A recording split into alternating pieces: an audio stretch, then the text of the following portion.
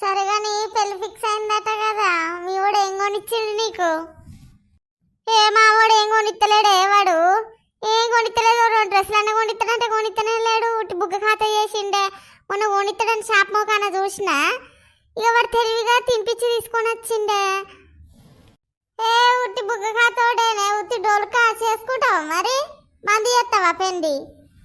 డ్రెస్సులు కొనియండి, ఏం పాటికి పెండ్లి ఫస్టే కొనియాలి అన్ని. నాకైతే బొచ్చడు కొనిచ్చిండు నా మొగుడు అయితే. అబ్బో అంతే ఉట్టిదేనా? నేనది నా భవిష్యత్తు డుమ్మరం అయిపోయింది. ఇక అమ్మ బిడ్డు వాడిని అద్దానన్నా చేసుకోనా మరి? ఇగో నేను అట్లా అన్నానే, పెళ్ళికి ముందు కొనిస్తేనే మంచోడు అన్నట్టు, లేకపోతే ఉత్తోడే మంచోడు కాదన్నట్టే. ఇక మరి ఎట్లనో ఆలోచన చేసుకో. ఏమో అంత గందరగోళం ఉన్నది.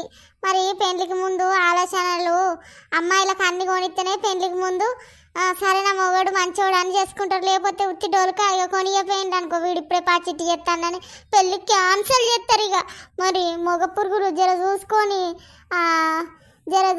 పోరగాళ్ళని పెళ్లి చేసుకోముండే ముందు 4 డ్రెస్సులు 4 చీరలు అవోటి ఇవోటి కొనియకుంటే మళ్ళీ ఇక నీకు పెండ్లద్దు ఏమద్దని అంటుంది. అది అంటిజ్జది మనం పోతుంది మధ్యలో కత్తే. అందుకే ఇక మన డిఎస్ పెండి సూపులు లాంగ్ వీడియో దీని కింద ఇచ్చిన చూడుండ్లి ఎట్లున్నదో పొట్టు నవ్వుడు. మరి కామెంట్ మర్చిపోవద్దు, లైకులు చుద్దుల్లి అయిపోయాయండి లాంగ్ వీడియో కిందికి పోయి.